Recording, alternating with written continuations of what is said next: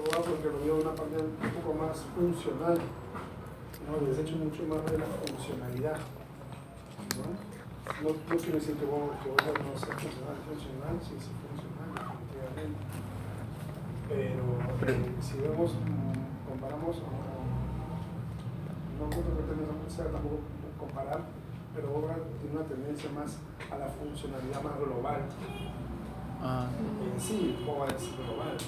Incluso cuando veamos Boba, y no tanto hay dos partes que vamos a ver en Boba. Primero vamos a ver lo que es inhibición y facilitación, después vamos a ver lo que es Boba, pero el concepto actual ya de lo que es funcionalidad.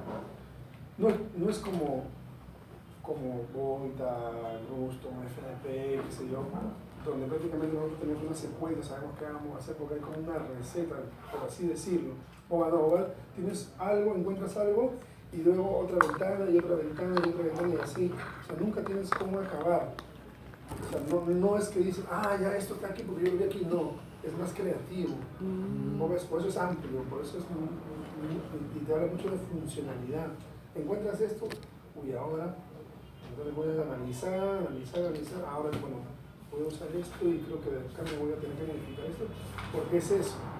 O sea, no es FNP, por ejemplo, tienes patrones de movimiento, ya tú sabes qué va a hacer el patrón, flexión, reducción, rotación externa, tú ya sabes, o sea, porque tienes un patrón ya definido. En Boba no, en Boba es crear, y si ustedes conocen personas que se están formando en Boba, se van a dar cuenta de eso, se van a dar cuenta de mucho análisis,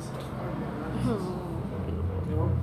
Entonces, cuando ya lleguen ustedes a estudiar métodos, que espero que cuando hagan métodos lo hagan con personas que se están formando, porque les van a enseñar mucho formadores de Boba, ¿no? Por ejemplo, acá está el licenciado Jorge Matos, licenciados más conocidos en la formación de Boba.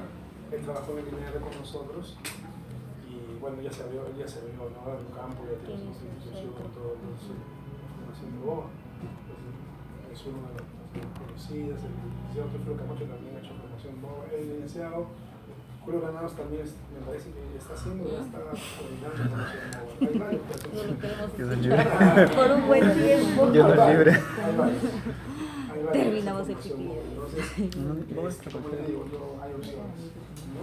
Ya en el futuro, cuando estén en los octavos, que ya no me falta mucho. En octavos,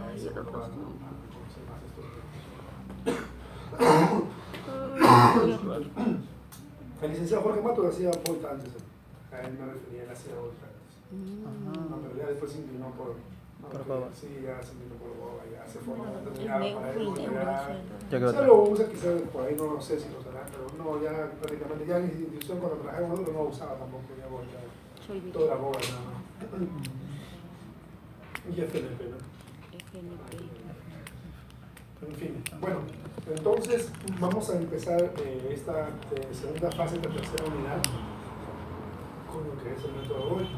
Como les había dicho, el método Volta es un método, por así decirlo, un poco explosivo, un poco fuerte, un poco brusco, si se puede decir, sin que la palabra de repente no cabe, no sé, pero es algo así, en el cual muchas de sus pruebas, que es lo que vamos a saber ahora, obviamente pruebas, reacciones, nos van a servir tanto para la evaluación como para el tratamiento y en qué función para qué nos sirve en un caso de funcionalidad.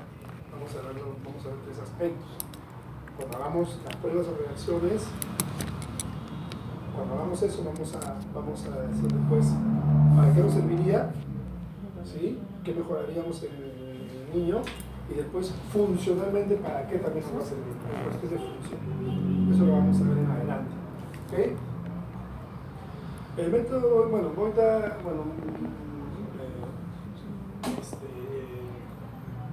médico checoslovaco me parece, sí, checoslovaco, él empezó esta metodología usándolo en niños espásticos, pero ahí no inició, ahí empezó en niños espásticos, pero justamente por ser el método tal cual fue creándolo y fue él induciendo su metodología, se dio cuenta que para niños espásticos no servía mucho porque lejos de ayudar a regular el tono, más bien eso incrementaba más el tono.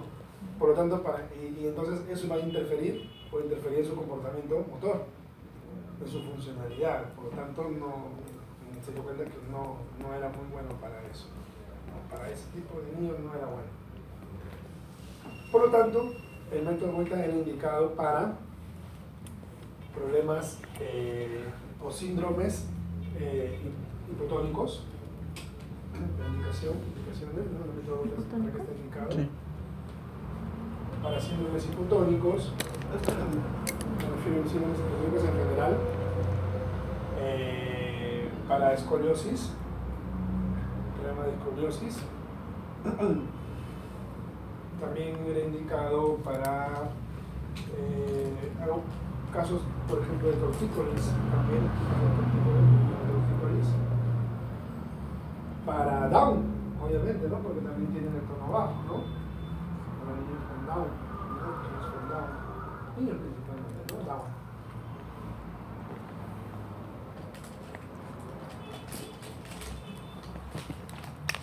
Entonces, escoliosis, síndromes hipotónicos, Down, tortícolis, ¿sí?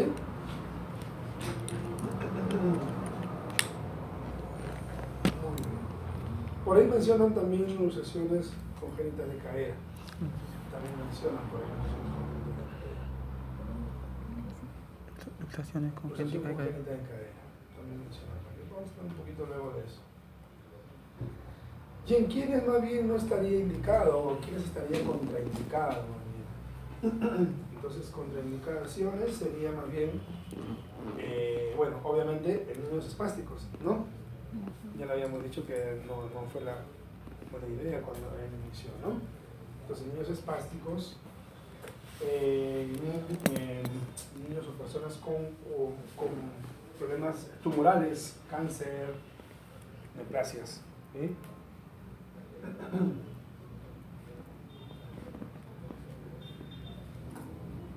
En casos también de esclerosis múltiple, enfermedades degenerativas como la esclerosis múltiple. O esclerosis múltiple. Niños con problemas o cuando por ejemplo traen a un niño con fiebre, tampoco, porque obviamente la temperatura va a subir por la misma metodología, o sea, niños con cuadros febriles, ¿no? Con temperatura elevada. Con osteogénesis imperfecta también. Osteogénesis imperfecta. Entonces hemos hablado de los espásticos, ¿verdad?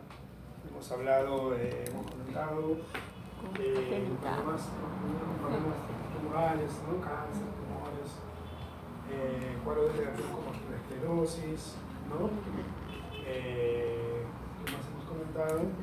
Fiebre, osteogénesis. ¿Puede estar indicado en lesiones medulares?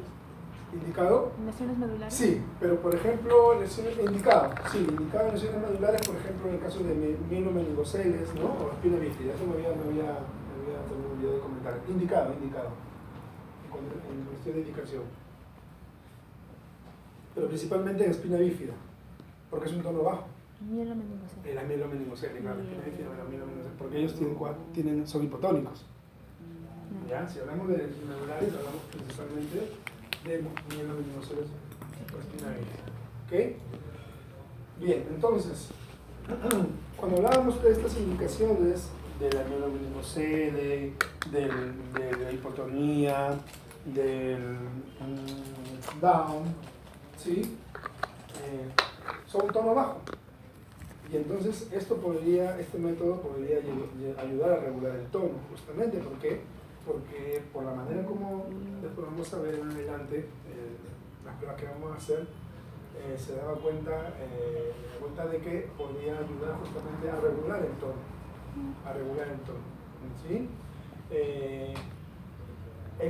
Por ejemplo, en problemas de escoliosis, tortícolis o luxaciones, lo que pasa es que dentro de la mitología, que es un método que abarca muchas cosas, también está lo que es el arrastre, ¿sí?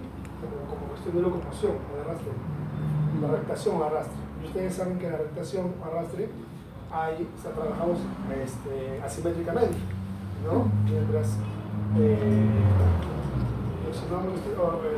tenemos un lado, flexionamos el contralateral y no lo podemos trabajar en trabajo de escoliosis, porque abrimos la curvatura.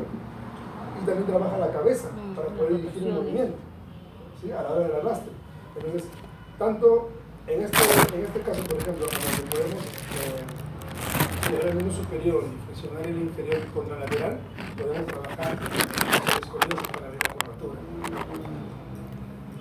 ¿Ok?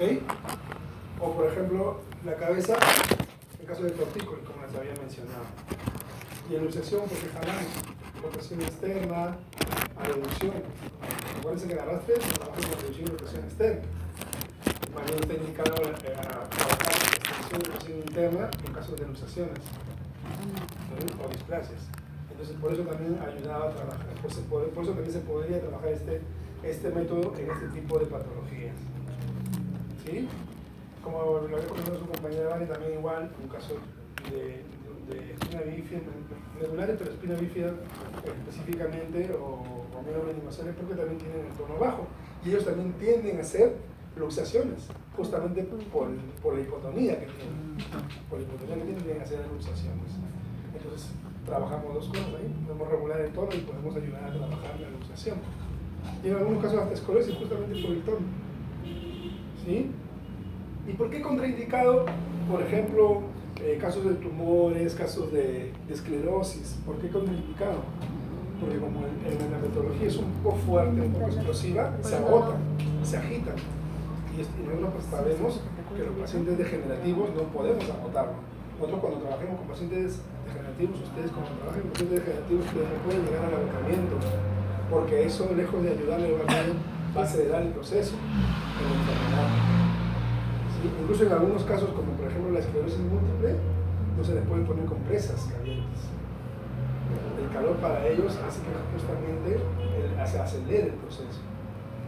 ¿Sí? Entonces ellos en verano los matan, los agota bien rápido en verano. ¿Ya? Entonces por eso es que está contraindicado este método en problemas de neoplasias, tumores, de enfermedades degenerativas como la esclerosis múltiple. Obviamente el cuadro febril es porque va a aumentar la temperatura, justamente por el mismo hecho del método del zinc, ¿no?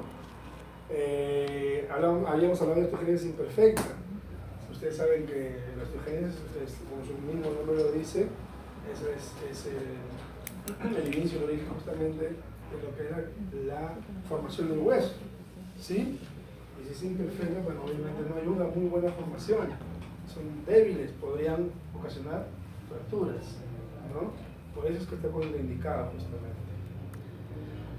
Bien, entonces, Goita, principalmente, como le digo,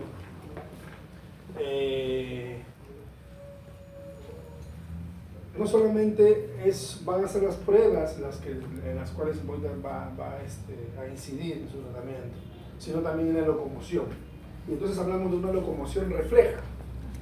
Y en esa locomoción refleja hablamos de dos tipos de locomoción.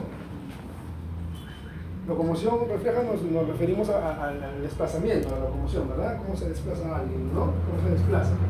Entonces, si hablamos de niños, ¿qué tendríamos que hablar? En un niño, ¿cuál sería el medio de locomoción? ¿Cuáles serían sus medios de locomoción? En un niño, en un bebé. El gateo. Bebé. Antes de que llegue al tercer trimestre. Primer trimestre, ¿cuál sería su medio de locomoción? Cuarto, quinto mes, ¿qué está ocurriendo? ¿Qué ocurre? De cubito supino a cubito plano, ¿verdad? Es el volteo, Claro. ¿no es cierto? El cambio de giro, el cambio de cúbito. Ajá. Entonces, uno de sus medios de locomoción refleja, según Volta, es el volteo Reflejo. La palabra refleja va a ir porque hemos dicho locomoción refleja, entonces quiere decir que hay dos maneras de poder moverse.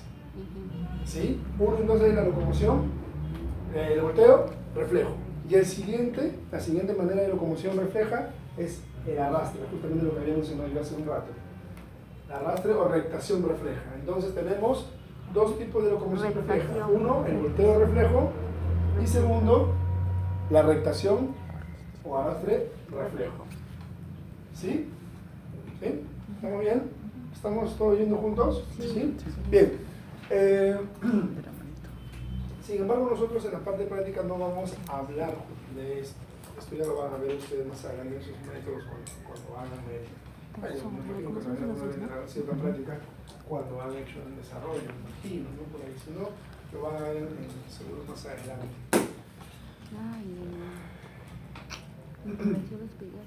Muy bien.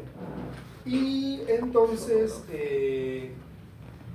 Volta, aparte de lo que es la locomoción refleja, ya va a haber obviamente lo que es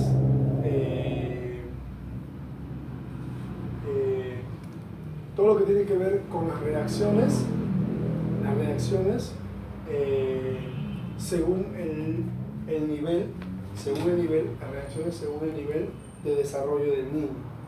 Entonces, en las reacciones según el nivel de desarrollo del niño se va a hablar de tres cosas. Lo primero, Desarrollo del niño. reacciones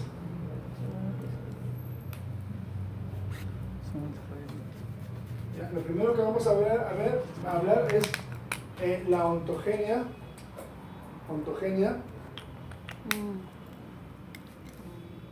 o ontogénesis postural. Ontogenia o ontogénesis postural. ¿Sí? Ontogenia o ontogénesis postural.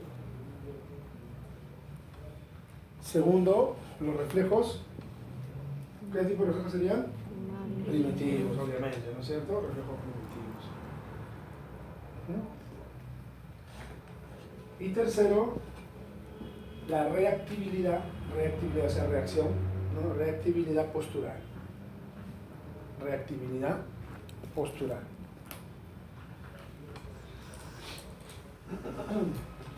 Es un poco la parte teórica, nomás eso no lo vamos a evaluar por si acaso, ¿no? Como la próxima semana les evalúo lo que vamos a hacer, no vamos a evaluar esa parte teórica. Vamos a evaluar la parte práctica que vamos a hacer con aquí. ¿Ya? Acuérdense que ahora las evaluaciones van a ser más seguidas de la clase anterior. O sea, la próxima semana vamos a evaluar lo que hagamos hoy día con los clientes. Y así va a ser con lo demás. ¿Ya? A ver, entonces, ontogénesis o ontogenia postural, primero, ¿verdad? Esto principalmente, bueno, hablamos de filogenia y hablamos de ontogenia. Filogenia y ontogenia. ¿Qué es la filogenia? ¿Qué es la ontogenia? ¿Qué sería la filogenia? ¿Tienen alguna idea de qué es la filogenia? ¿Tienen alguna idea más o menos algo?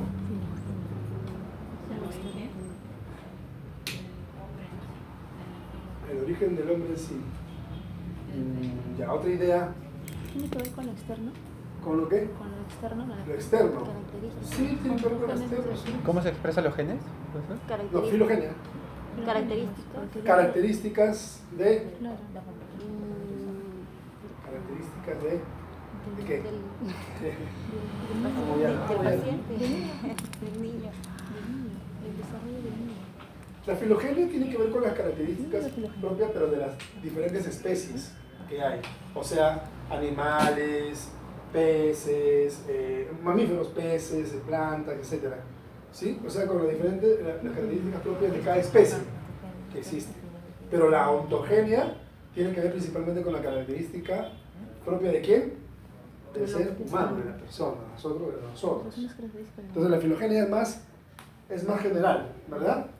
Es más general. Acá falta alguien, ¿no? Sí, Tatiana. Nada más, ¿no? Y Kira. Ambas. Bueno, el día lunes eran 8:30 y tenía 3 alumnos. Y dije, uy, nadie está tanto así el curso. Tanto así los exámenes. Ay, profesor. Se retiraron del Tanto así ciclo. los exámenes. Se retiraron del ciclo. Se retiraron, dije. O todos han venido por la misma ruta, dije yo, que todavía no llegan. Profesor, o sea, la filogenia está dentro de la ontogenia. No, la filogenia es más general, porque esa es la característica de las diferentes especies. O sea, el hombre, los animales, las aves, los peces, ¿sí? Es claro, es todo.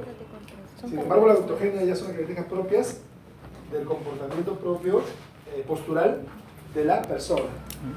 Entonces, ustedes, por ejemplo, cuando han estudiado desarrollo, han estudiado pruebas para evaluar a niños, ¿no? De la neuroevolución.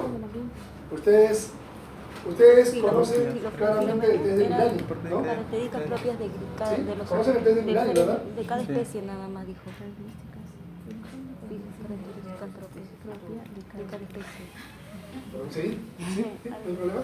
Sí, todavía. ¿Alguna duda tenías, Gania? Sí, con filogenia, ¿qué era? Ah, la filogenia es son las características propias, pero de cada especie, o sea, en forma general. Ya, sin embargo, la ontogenia es propia de la persona, del ser humano. Características posturales también, ¿eh? Características posturales, ¿eh? Entonces yo les decía, ya entrando a lo que es ontogenia, porque vamos a hablar de la ontogenia, tenemos que hablar de nosotros, ¿cierto? No es una clase de zoología, ¿no? Debemos hablar de nosotros principalmente. Ya hablando de nosotros, ustedes usaban, les comentaba, instrumentos de evaluación cuando veían el niñito en el desarrollo, usaban por ejemplo el Milani, que es una de las que existen, ¿no? El test de Milani, Muy poco. que tiene que evalúa tanto el comportamiento, evalúa el comportamiento motor principalmente, ¿no? Pero hay una edad cronológica y una edad neurológica, ¿cierto? Y supuestamente en condiciones normales debería todo ir igual. Pero cuando encontramos un problema del desarrollo simple, el desarrollo mixto, o sea, ya neurológico, vamos a ver ya un desfase. Mientras la edad cronológica va avanzando, la edad neurológica se puede haber quedado en el tiempo, ¿no? Y de repente ya catalogamos a un niño de primer trimestre, segundo trimestre, de acuerdo a su edad también, ¿no? Porque tienen características propias de una persona o de un niño de un trimestre X o de un mes X. Pero cuando ustedes evalúan Milani, evalúan de forma general también, ¿no? Reacciones, reflejos, supino, prono, cómo está, etc. Sin embargo, Boita es más específico, porque Boita no solamente te habla de cómo está en supino o cómo está en prono a cierta edad, o en qué trimestre, ¿no? O cómo su postura en tal trimestre o en tal mes. Te habla no solamente de eso, te habla cuáles son los puntos de apoyo incluso, ¿no? Te habla si por ejemplo está apoyado en codo, si de repente hay un apoyo en talón, de repente hay un giro, de repente nos habla de prominencias, pues nos habla bastante de los puntos de apoyo, pero así bien específico, ¿no? En todas las posturas, bien específico. Entonces es mucho más, casi mira, es mucho más, ¿cómo está?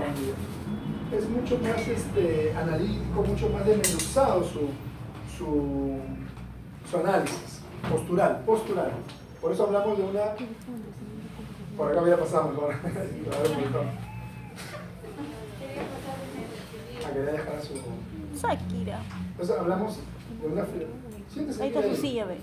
También deje sus cositas un poquito, pegátela, porque a veces entran, creo, a sacar algunas compresas por ahí. Entonces hablamos de puntos de apoyo en cuestión de postura, ¿no es cierto? Las diferentes posturas. Entonces Boita es un poco más analítico, ¿sí? Eso no lo vemos en Milani. Cuando ven Milani no lo ven. Entonces Milani es un poco más general, ¿no? Más grueso, por así decirlo. Entonces, principalmente eso. Entonces, y es bien extenso, ¿no? Entonces, ahí hablamos de ontogénesis, o ontogenia, salud. Gracias. Ahí hablamos de ontogénesis. Cuando hablamos de reflejos, el punto 2 que les había mencionado, reflejos arcaicos, ¿no es cierto? Bueno, ya lo conocemos, hemos hablado alguna vez de eso, ¿no? ¿Ya? Hemos hablado de, reflejo de Moro, hemos hablado de reflejo de búsqueda, reflejo óptico, succión, ¿no? Principalmente y netamente espinales, muchos de ellos, ¿no? Por no decirlo todos, ¿cierto? Y lo que viene ahora, que es ya la parte medular, lo que vamos a ver en realidad nosotros ahora, es la reactividad, como les dije, postural. ¿Sí? Cómo nosotros evaluamos algunas ciertas reacciones según Volta, porque alguna de las cosas que vamos a ver ahora es ciencia, pues eso era andado, y esa extracción, que raro, yo lo conozco diferente, claro, pero es que estamos hablando según Volta. A veces nosotros podemos conocer algo y le damos nuestro propio aporte. Podemos modificar, es nuestra técnica, ¿cierto? Ya hemos hablado de técnica también antes, ¿no? Entonces, le podemos dar un aporte y según nosotros, para nosotros es eso, o sea, de acuerdo a la persona que lo ha hecho. Entonces, según Volta vamos a ver algunas pruebas que es la que vamos, no algunas, sino todas las que él ha mencionado, él ha aportado.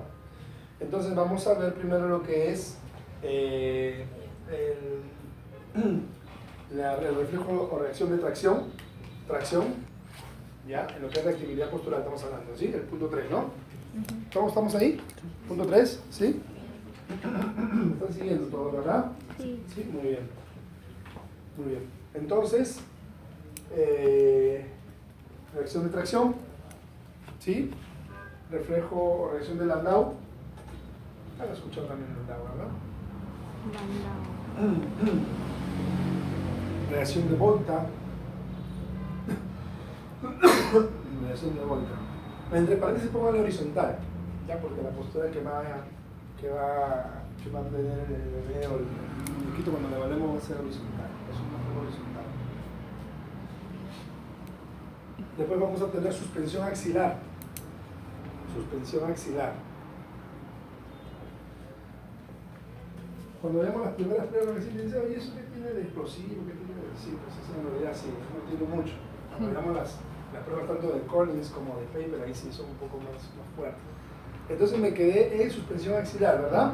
Sí. De ahí vamos a ver lo que es reacción horizontal de Collins, con doble L, Collis. Reacción horizontal de Collis. No, escríbale con doble L. ¿Horizontal? Colis. Reacción horizontal De colis. de Collis. Doble L. Colis. Collis. Colis, así como pero con collis.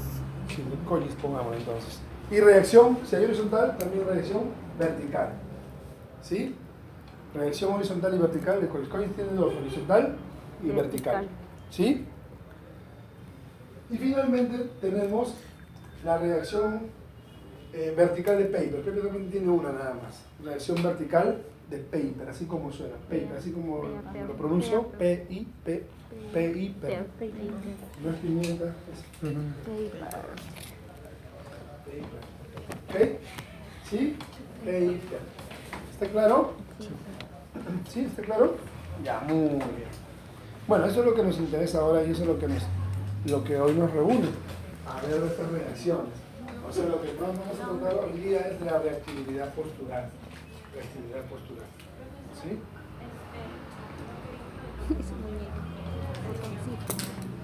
La locomoción refleja, que es el volteo reflejo y la rotación refleja. Ah, esos son los medios de locomoción. Claro, en el niño, los medios de locomoción, que viene a ser, o sea, la locomoción refleja son los medios de locomoción del bebé.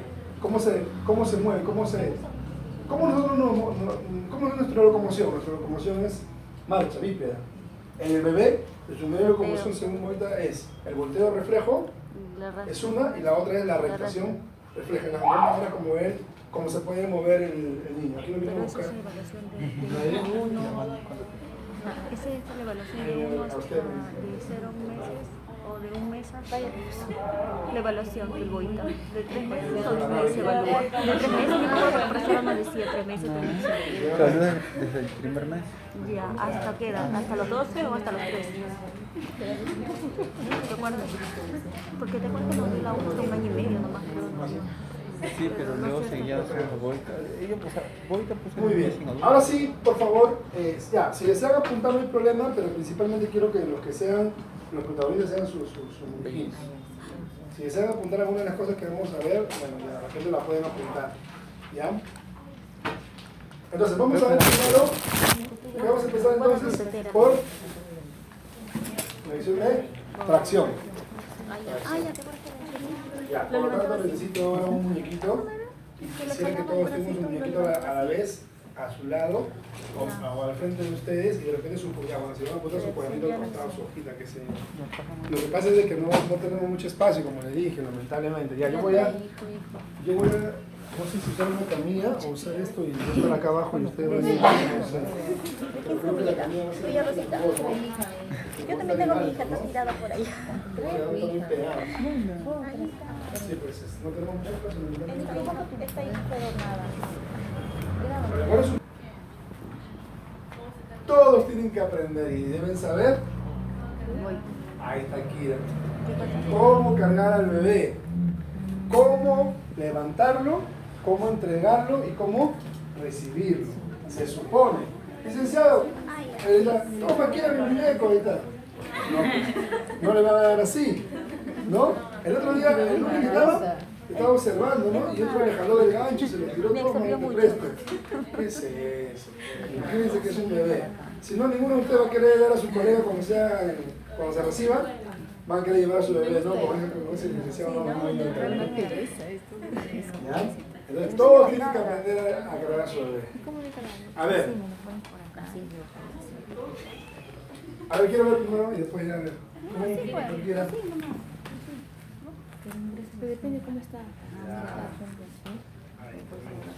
Algo te acuerdas. A ver, Sonia. Ya. Ya, está también más o menos. No está tan mal, no. Ahí, ya, muy bien. A ver, Rosita. Me pone el nombre de todos, ahora ya. Ya, a ver. Ya, muy bien. Antonella. Ahora, pues. ¿Cuál es el nombre? ¿Por qué no se quedó chiquita mi hija? En fin. A ver, ya, más o menos por ahí algunos tienen más o menos la idea, ¿ya? Esto es lo que normalmente muchos han hecho, algunos han hecho, ¿no? Lo que normalmente de repente hacemos con los bebés en la casa, en la familia, qué sé yo, lo cargan ahí, ¿no? Pero en el caso nuestro, en el caso cuando trabajamos con bebés, sobre todo si tienen el tono incrementado o el tono bajo, cuando tenemos que trabajarlo terapéuticamente, la idea de levantarlo, bueno, voy a ponerme ahí ya. Creo que sí. Ahí diagonal creo que todo me levanta. Bueno, chiquito nomás, no necesito mucho para la personita que está acá, no necesito mucho. Nosotros, una de nuestras manos por debajo de la axila, del mismo lado, mejor dicho frente, porque no es el mismo lado, ¿no? Al frente, es al frente, ¿sí? Y la otra mano a nivel escapular. Es mejor que la cabeza esté así a que la cabeza esté así. Porque además el bebé tiene la flexión, la primera flexión.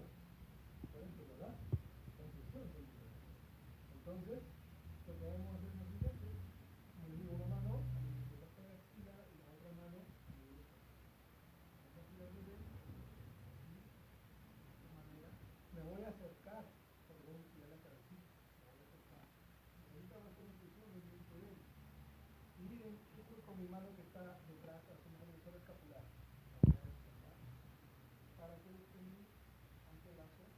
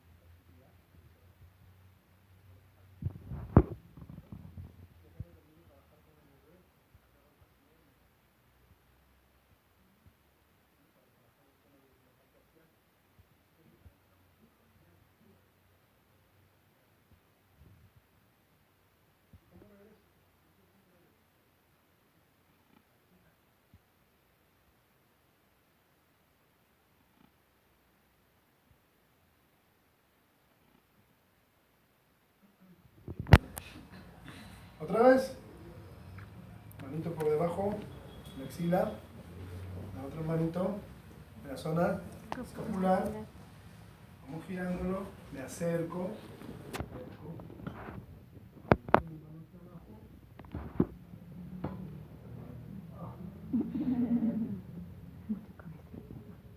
¿verdad? Un cabezón. Sí. Un cabezón. Sí, sí. Ok, aquí. Ahora pues, primero vamos a aprender todos esto, cómo levantarlo y cómo dejarlo en la superficie donde está. Después, cómo levantarlo y cómo entregarlo al compañero y el compañero cómo lo recibe. ¿Ya? Porque una cosa es cómo levanto la superficie, la cama, qué sé yo, y otra cosa es cómo yo le entrego a la mamá. Yo soy el fisio, o ustedes, ¿cómo se le entregan a su mamá? Señora, ya está su bebé, tome. No, ¿no es cierto? Señora, su bebé. No, hay que entregárselo de la misma manera. Y de la misma manera la mamá lo va a recibir. La mamá tiene que aprender, porque también lo va a tener que tener a su bebé así. ¿Ok? Muy bien. Entonces, ¿Usted la mamá? Sí. Ya, muy bien. A ver, empezamos todos, a ver. Retroalimentamos. Todos, pónganlo todos en su camilla.